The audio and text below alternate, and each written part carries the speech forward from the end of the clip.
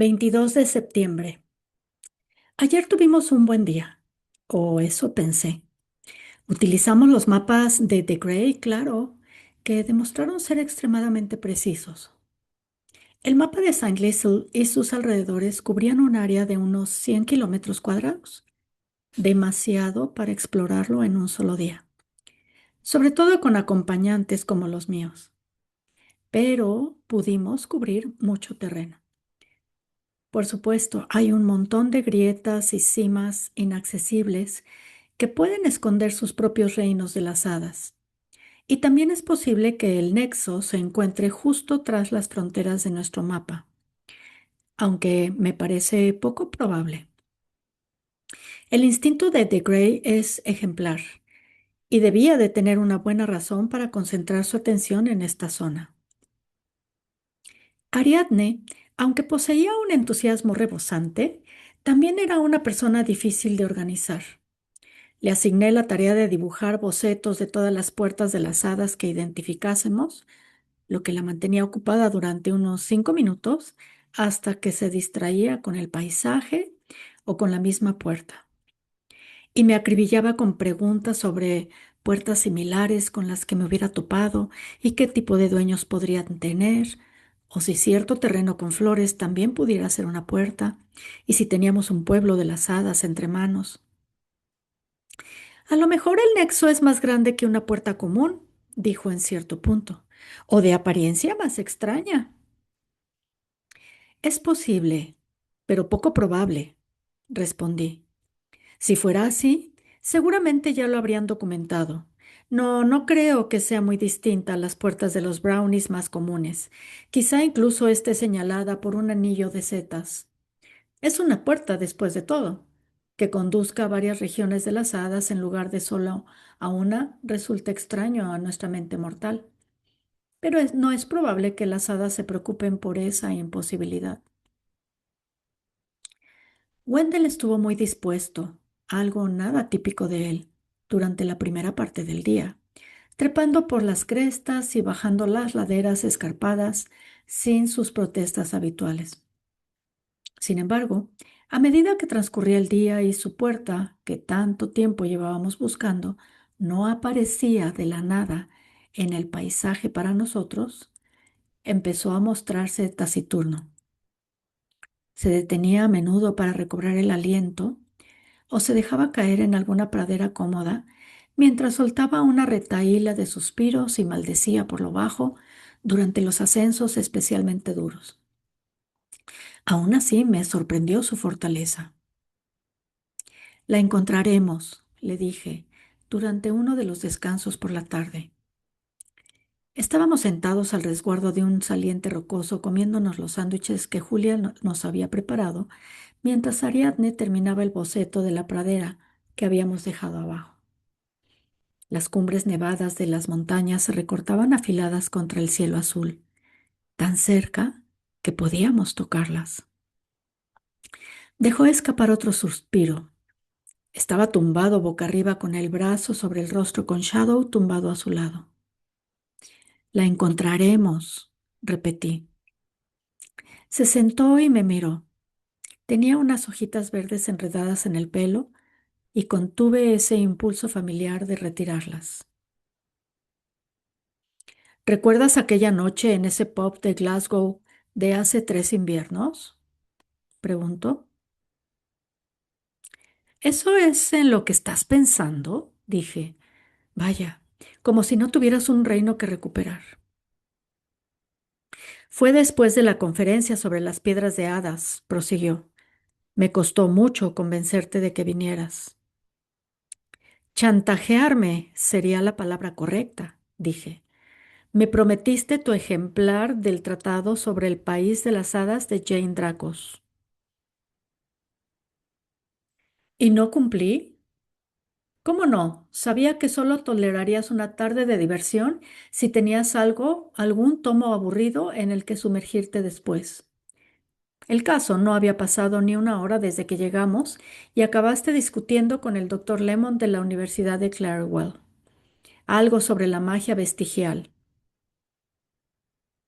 La teoría del otorgamiento, afirmé de inmediato. Lemont cree que es una tontería.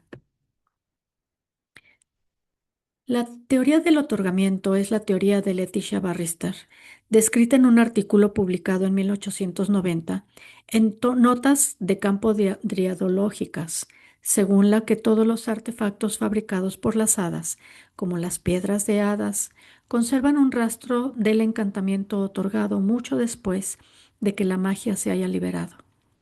Barrister comparó la magia con el vino, que deja manchas que no salen. Él lo desestimó con un gesto.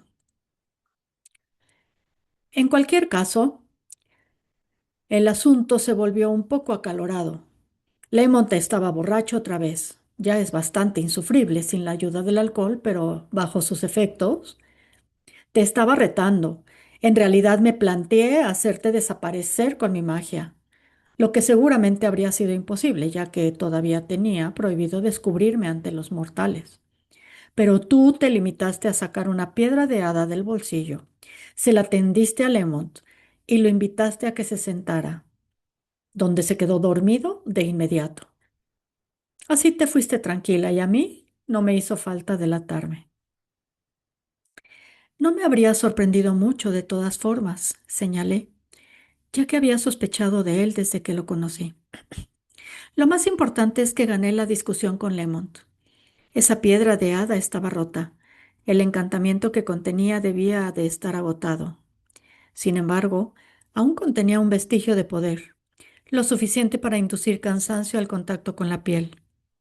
Sospechaba que aquello bastaría para hacer que se quedase dormido, dado el estado en el que se encontraba. Y tenía razón. Él sonreía. Lo que más disfruté fue lo objetiva que estuviste. Tenías a ese horrible bruto con la cara roja imponiéndose sobre ti y escupiendo de rabia. Y tú simplemente le pusiste una piedrecita en la palma, fría como la que más, como si hubieras despachado a un criado con una moneda. Pero no lo convencí, dije. Por la mañana afirmó haber olvidado todo el asunto. ¿Quieres decirme algo con todo esto? Sí, respondió. Si existe una puerta a mi reino, en este laberinto de piedras y cumbres dejado de la mano de Dios, tengo una fe absoluta de que tú, entre todas las personas, la encontrarás. Aquello me ablandó. Claro que lo haré, dije, y sentí como mis miedos disminuían tanto hasta el punto en que casi pude olvidar que existían. Después de todo, continué con ligereza, incapaz de resistirme a volver a adoptar nuestra cháchara habitual. En cuanto descubras cómo librarte de tu madrastra, entiendo que el puesto de reina será mío, si lo quisiera. Tuyo y de nadie más, dijo, buscando mi mano. Yo aparté la suya. Todavía no lo he decidido. Soy muy exigente con los reinos de las hadas. Ah, ya lo sé. Ya has descartado uno, ¿no? Aún así creo que te gustará el mío más que ese castillo de hielo y nieve. No me convence, dije. Dado que tienes debilidad por las cursilerías decorativas, no me sorprendería encontrar tu castillo abarrotado de cachivaches inútiles y cortinas chillonas. Ah, pero, ¿y si te doy la última palabra en cuanto a las cortinas? Abrí la boca para seguir provocándole, pero entonces me detuve y lo pensé. Creo que esa es mi respuesta, dije con suavidad. ¿Cuál? Me gustaría ver tu reino primero, contesté, antes de decidir si quiero casarme contigo o no. Abrió la boca para responder. Creo que supuso que todavía estaba bromeando, pero entonces se fijó en mi expresión. ¿De verdad? Lo había sorprendido y una sonrisa asomó a su rostro. Tendrás un mapa de cada provincia y una llave para todas las puertas. Lo prometo. Sabes que ya te habría llevado si pudiera, ¿no? No es que piense que me estás ocultando algo. No de manera intencional, en todo caso. Es solo que me gustaría asegurarme de que no hay monstruos acechando en los armarios o cabezas cortadas adornando las almenas. ¡Cabezas cortadas! Exclamó con un escalofrío. ¿Te lo imaginas? Menudo desastre. Entonces Shadow se despertó y le rasqué tras las orejas como tenía por costumbre hacer. Creo que es un consuelo tanto para él como para mí, dada la sensación de inquietud que me había sobrevenido como una niebla fría. Bueno, intenta considerar si ocupar el trono de uno de los reinos de las hadas más temibles conocidos por la ciencia. Todavía no veía cómo podía aceptar, y aún así, cada vez me resultaba más difícil plantearme el decir que no. Con la respuesta que le había dado a Wendell, sentía que había logrado algo, o que me había acercado un paso más. ¿Sabes lo que más echo de menos? Dijo. ¿Que te tengan entre algodones? Le pregunté. A mi gata. Ah, respondí neutral. Supongo que debía de haberlo imaginado. Wendell habla mucho de su querida Orga, aunque nunca soy capaz de dilucidar qué aspecto tiene la criatura en realidad. Tiene muchas habilidades, varias de las cuales no tengo permitido revelar. ¿Una gata con poder sobre un rey? Dije con sequedad y añadí una nota al mapa. A los gatos feéricos no les gusta que se conozcan sus poderes y prohíben a sus dueños que los revelen, a menudo bajo pena de muerte. Sobra decir que le confiaría mi vida. Contempló la lejanía con aire melancólico, claramente perdido en los recuerdos de su gata. Espero poder presentártela. Creo que os caeréis bien.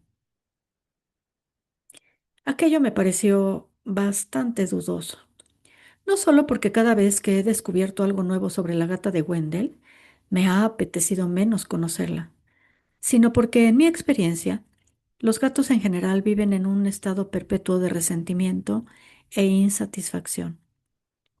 O puede que este sea tan solo el aspecto de su naturaleza que inspira mi presencia. No lo sé. No soy de gatos. Deberíamos continuar, dije doblando el mapa y volviendo a guardar el lápiz en el morral. Llevaba el pie conmigo, por supuesto, aunque no había sido más que un peso muerto todo el día. No había dado ni una sola sacudida que hubiera podido indicarnos una dirección útil. Wendell me dedicó una de sus miradas insondables. Me pone nerviosa cuando hace eso. Me recuerda demasiado al rey de las nieves de las hadas de Leoxland, una criatura que va más allá de toda comprensión humana. ¿Hay algún momento que te gustaría revivir más de una vez? Dijo, en tono meditativo. No, respondí. Me sentía incómoda al pensar en su poder de moldear el tiempo, aunque de manera limitada. Le tengo mucho aprecio a mi salud mental. Gracias, pero no. Me apartó un mechón suelto de la frente y me lo colocó tras la oreja con uno de sus largos dedos. Un rato después todavía sentía el rastro de su tacto recorriéndome la ceja. Ese sería el mío, dijo. Siempre tienes el pelo en los ojos. Estás raro, dije, con el corazón aporreándome el pecho. Ah, sí. Puse los ojos en blanco. Guarda tus secretos, pues, y los de tu gata, añadí, porque ya hace tiempo que desistí de intentar descifrarlo cuando se pone así. Se rió y juntos nos pusimos de pie. Localizamos un total de 14 puertas de las hadas, un número impresionante para un área tan pequeña. La mayoría, según Wendell, conducían a casas comunes y granjas escondidas en los pliegues de la montaña, probablemente pertenecientes a brownies vinculados con los arroyos y praderas cercanos y demás. Otras dos estaban abandonadas. 4 fueron de particular interés. No es la puerta de una casa, comentó cuando nos detuvimos frente a la primera, que a mis ojos y a los de Ariadne era el tocón de un árbol hueco. Conduce a algún sitio. No sé cómo describirlo. Solo puedo decir que la diferencia es como estar de pie junto al océano en lugar de una poza de marea, aunque no sabría deducir a dónde lleva. Probablemente un mundo de las hadas propio de estos lares. No se siente como la puerta de mi reino. Añadí una nota al mapa. Podemos regresar otro día e investigarlo a fondo. ¿Deberíamos buscar otra ruta hasta la cima? El sol estaba bajo en el cielo, cerca de ocultarse tras las montañas, y había comenzado a soplar un viento frío que traía el aroma de los glaciares lejanos. Oscurecerá en una hora o dos, añadió. Deberíamos volver. Arqueé las cejas. No me digas que tienes miedo de estas misteriosas hadas nocturnas. Me aterrorizan. No deberías tomarte el peligro tan a la ligera, Em. En este mundo hay hadas tan crueles que la mente de los mortales no son capaces de imaginarlo, tan abominables que te pasarías la vida entera anhelando olvidar un solo vistazo de su aspecto. Solo quieres calentarte los pies al fuego y beber chocolate. Bueno, intenta luchar contra una bestia horrible con los tobillos así de doloridos. Además, Shadow está de mi parte. De hecho, el perro mayor había aprovechado nuestro alto temporal para tumbarse sobre un campo de tréboles, con las enormes patas extendidas frente a él. Mientras lo observaba, bostezó.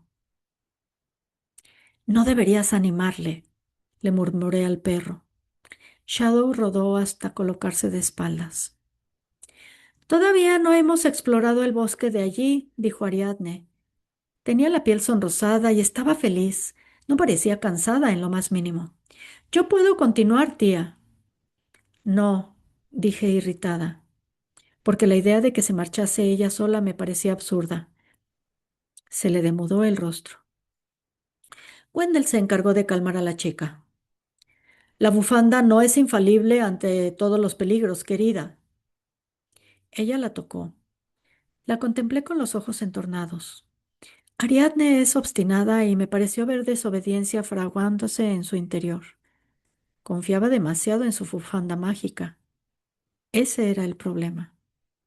Con esto añadido, a un entusiasmo desmedido, no me costaba verla escabullirse de nuevo cuando Wendell y yo estuviésemos distraídos para seguir trabajando, lo que implicaría que nosotros tendríamos que dedicar tiempo y recursos para sacarla a rastras de alguna madriguera de hadas. Abrí la boca para sermonearla, pero Wendell le puso las manos sobre los hombros y la hizo girar de manera juguetona, de forma que quedó en dirección al pueblo. Vamos, vamos, dijo, dándole un empujoncito al tiempo que Ariadne se echaba a reír. Ya he tenido bastantes rescates de académicas locas. Por favor, no me obligues a seguir trepando y trepando para buscarte esta noche. Nunca me han gustado las montañas. Ahora, las colinas, por otro lado, colinas verdes con muchos valles sombreados y arroyos agradables, colinas con caminos que ascienden con suavidad en lugar de obligarte a escalar por una escalinata de malditos peñascos. Sus voces se extinguieron y yo lo seguí de lejos con una vaga sensación de desasosiego. De vuelta en Saint Liesel, Wendell sugirió que paseáramos por el pueblo y nos presentásemos a los habitantes. Sabía que esperaba ganarse una comida caliente en la taberna local, con muchas oportunidades de hablar, pero no encontramos ninguna. El pueblo se componía por un puñado de casas de madera pintorescas construidas en una serie de adosados conectados por una carretera rural que atravesaba prados y pastos. En Saint Liesel predominaba una bonita iglesia que se alzaba en una colina más alta, que entretenía al pueblo con sus campanadas a cada hora. Junto con la niebla, descubrí un sonido inquietante. La topografía entrevesada creaba unos ecos fantasmales e inesperados. Vimos a dos cabreros, ambos ocupados con su ganado. Uno tenía un perro marrón grande que soltó unos ladriditos amistosos para saludar a Shadow antes de volver de un salto para esconderse tras su dueño en cuanto estuvo lo bastante cerca para olerlo. Nos encontramos con Peter en el camino, que emprendía su regreso a casa con el carromato medio lleno de pienso, tironeando por los mismos caballitos castaños que nos había traído a Saint Liesel, una raza que parece la preferida de cualquier habitante medianamente próspero. Nos informó de pasada de que ningún pub lograba mantener su actividad en St. Liesel por la necesidad de cerrar cada día antes del anochecer para proteger a sus clientes y que las hadas no los destrozasen. ¿Ocurre eso a menudo?, dijo Ariadne con los ojos como platos de la emoción. Le di un codazo. Bueno, con una vez es suficiente, respondió Peter, rascándose la cabeza y continuó de manera informal. Y ha ocurrido más de una vez, pero con gente encantadora. Tenemos mucha suerte de contar con vecinos así. Hice un gesto para restarle importancia. En muchas partes del mundo es común que aquellos que viven cerca de las hadas hablen de ellas solo en términos aduladores, por si acaso los están escuchando. ¿Hay algún salón en el pueblo? Hay una cafetería, dijo Peter, al final del camino, justo bajo la iglesia. Abre cada mañana en una hora después del amanecer. Le dimos las gracias y él asintió.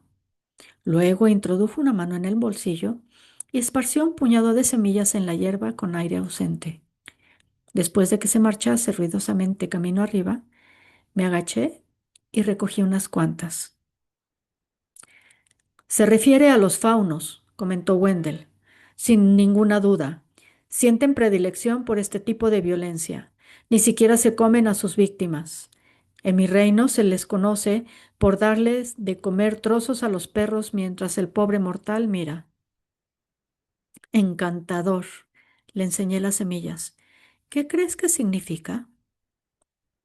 Supongo que es una ofrenda. Wendell agitó la mano en dirección a las que había en la hierba y florecieron de golpe. Una mezcla de prímulas y no me olvides. Son flores silvestres. Claro, dije, por si ha ofendido a las hadas. En Provenza existe un ritual parecido. Ariadne permaneció junto a las flores silvestres y me lanzó una mirada rápida y sorprendida, como si se preguntase por qué no compartía su asombro. Cuando me di la vuelta, descubrí que había arrancado una de las flores y le daba vueltas entre el pulgar y el índice ensimismada mientras caminábamos. Nunca les quites una ofrenda a las hadas, le dije. Intenté no sonar seria aquella vez, pero debí de haberme pasado, puesto que empalideció y salió corriendo de inmediato para devolver la flor. No me habló durante el resto del camino y se quedó cerca de Wendell, ambos envueltos en una conversación sin sentido sobre en qué podía consistir nuestra cena. Por supuesto, soy consciente de lo ridículo que resulta que mi sobrina se sienta más cómoda con una de las hadas de la corte que conmigo. Pero al final lo único que ha hecho Wendell ha sido hacer florecer unos brotes y regalarle una bonita bufanda, mientras que yo lo único que hago es hablarle mal.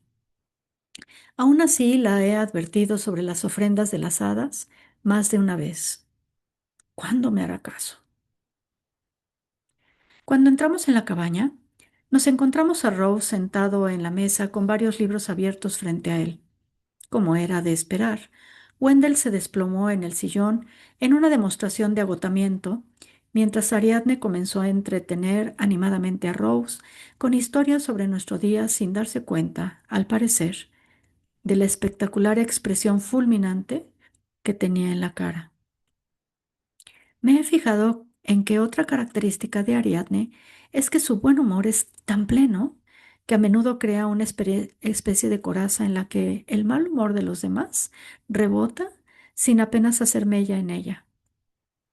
Bueno, Emily, dijo Rose, interrumpiendo a Ariadne a mitad de la frase, ¿qué has encontrado? No supe interpretar el tono de su voz, además del hecho de que no auguraba nada bueno. Pero como le había arrebatado de manera bastante definitiva el papel de líder que él había asumido como suyo, supuse que podía permitirme ser cortés.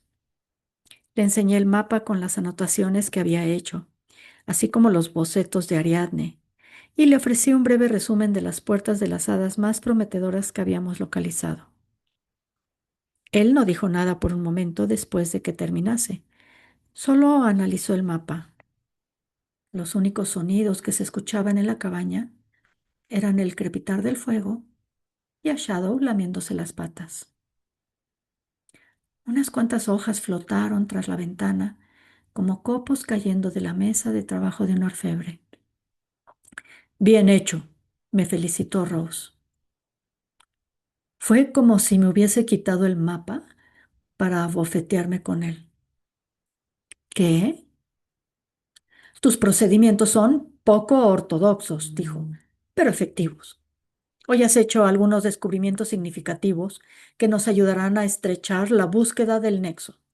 Al parecer, no debí dudar de tus capacidades. Me preocupaba que tu metodología de investigación fuese descuidada, dado la cantidad de tiempo que pasas con esa criatura mentirosa. Ahí es donde te equivocas, Farris, intervino Wendell. Estaba hundido en el sillón con el brazo cubriéndole los ojos. Emily es muy estricta en lo que se refiere a integridad profesional. Es su único defecto. Espere un momento, dije. ¿Se está disculpando por su comportamiento? Sí, se limitó a responder Rose. A partir de ahora me atendré a tus criterios. Deberías haberlo hecho desde el principio, añadió Wendell. Tal vez, dijo Rose, tras una pequeña pausa, implicando así que habría preferido mantener la costumbre de ignorar la existencia de Wendell, aunque contrariado por la sinceridad de su disculpa. Julia Haas entró en ese momento, dando por finalizada la discusión, acompañada por una tercera hija a la que presentó como Mattie. La chica más mayor que las otras, quizá de la edad de Ariadne, parecía muy interesada en ver a Wendell. Sospechó que las otras dos debían de haber estado cotilleando. Pero fracasó en su cometido, ya que él permaneció repantigado de manera impropia y desconsolado. Julia se sorprendió tanto por el estado en el que se encontraba la cabaña, que casi se le cae nuestra cena, que traía envuelta en trapos de cocina. Vaya, es como si los kobolds del hogar se hubieran pasado por aquí, dijo. Utilizó el término alemán que yo ya había oído en alguna otra parte para referirse a una especie de hada que, como los Oishid y otros duendes del hogar de ese tipo, se siente inclinada hacia el orden de las casas a cambio de pequeños favores. Espero que no, respondí, ya que dudaba de que a dichas criaturas monomaníacas les gustase que un forastero como Wendell se entrometiera en sus tareas domésticas. Wendell se retiró temprano con una taza de chocolate, alegando estar agotado, mientras que Ariadne se dedicó alegremente a las tareas de la tarde con tanto entusiasmo que creo que se habría ofendido si alguien hubiese intentado que parase. No lo hice. Tras poner en orden las notas del día, necesitaba tomar el aire para despejar la mente antes de acostarme. Así que llamé a Shadow y salimos afuera. Me había fijado en que había un banquito tras la cabaña que daba al valle, pero cuando llegué, me sorprendí al descubrir que Rose ya estaba en mi sitio, fumando en pipa. Al parecer no es nada saludable estar fuera tras el anochecer en esta parte de los Alpes, dije. Soltó un resoplido a modo de risa. Aplícate tus propios consejos. Me senté a su lado. La hierba estaba salpicada de hojas naranjas y doradas que se derramaban por el borde del precipicio. Shadow intentó atrapar una con los dientes cuando pasó por su lado. Las montañas frente a nosotros se alzaban hacia el cielo crepuscular como una serie de olas gigantes. Tengo a Shadow, repliqué. Rose se cruzó de brazos y me fijé en que adoptó la misma postura que hace cuando va a cuestionar a los doctorandos candidatos por su tesis. Como no podía ser de otra forma, ocupaba tres cuartas partes del banco, Al parecer, sin ser nada consciente de eso, era un inconveniente para mí. Lo tienes a él, querrás decir, dijo. Suspiré. Ya me dijo lo que piensa en el tren. No hace falta que lo repita. Es cierto que ha vivido entre los mortales durante 10 años, dijo Rose. Algo inaudito para las hadas de la corte, y tal vez lo haya cambiado. ¿Pero en qué medida? Seguro que en nada es esencial. Como no dije nada, prosiguió con sequedad. No ofrezco advertencias tediosas para divertirme. No soy tan mayor como para tener el gusto de adoptar el papel del sabio tenebroso.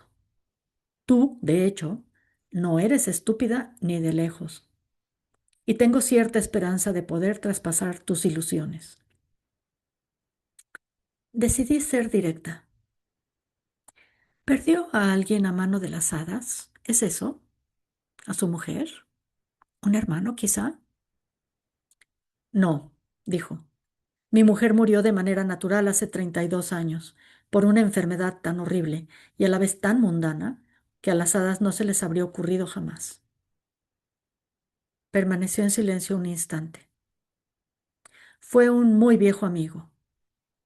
Todavía eres joven para comprender qué significa perder a quien ha sido un compañero durante casi medio siglo. Es una experiencia que no tiene comparación.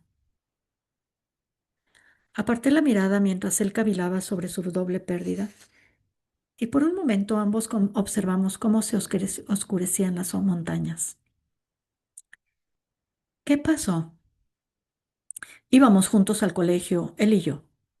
Teníamos intereses muy parecidos, incluida nuestra fascinación por las hadas. Cada uno siguió su camino de adultos. Yo al mundo académico, él al bar, pero aún así nos mantuvimos unidos. Él se hizo bastante rico y utilizó esa fortuna para financiar su hobby. Era visitar lugares repartidos por Gran Bretaña que se decían que estaban habitados por las hadas. Bueno, un día, puede que fuera hace 15 años, recibí un telegrama urgente de su mujer diciendo que lo habían llevado al hospital en muy mal estado. Por supuesto, abandoné la conferencia que presidía y acudí de inmediato a su lecho, donde lo encontré y tal y como me habían advertido. Al final conseguí sonsacarle la historia y se la oculté a su familia. Continuó Rose después de otra pausa. Se había enamorado de una mujer hada de alguna parte de Exmoor. Habían pasado meses juntos según sus estimaciones. Meses de fiestas y jolgorios imposibles. Entonces la estación cambió y tanto ella como los suyos hicieron las maletas y se marcharon. Algo para nada extraño, claro. Muchas especies de hadas viajan con las estaciones. Él deambuló por los páramos durante días y de alguna forma consiguió alcanzarlos cuando hicieron un alto para descansar. Se tropezó con una de sus fiestas, sediento y medio muerto de hambre, esperando que lo volvieran a recibir con los brazos abiertos. Pero a su amada le molestó su proeza. Supongo que debió de cansarse de él, o quizás solo se sentía resentida con él por haberla seguido. Ella y su familia lo ataron a un árbol por la barba, que para entonces la tenía bastante larga. A lo mejor les resultó cómico, pero él estaba demasiado débil como para liberarse solo. Por casualidad, un excursionista lo encontró a la mañana siguiente, aunque el daño provocado por la congelación y la desesperación ya estaba hecho. Murió unos días después. Compuse una mueca.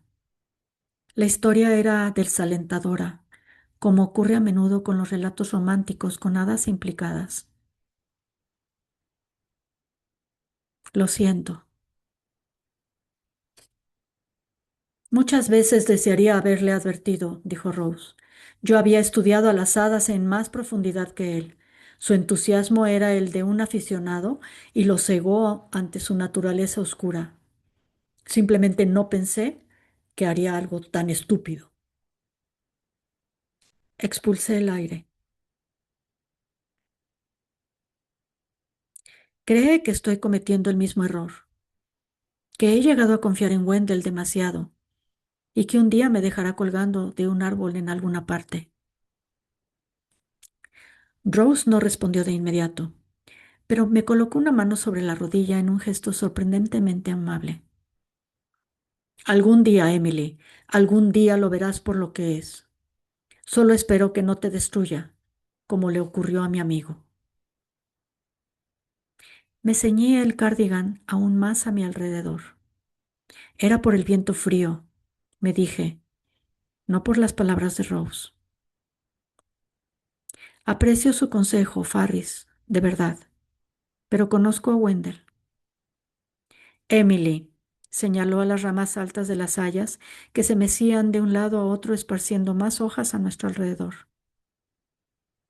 ¿Conoces el viento? Y con ese sombrío Coan me dejó.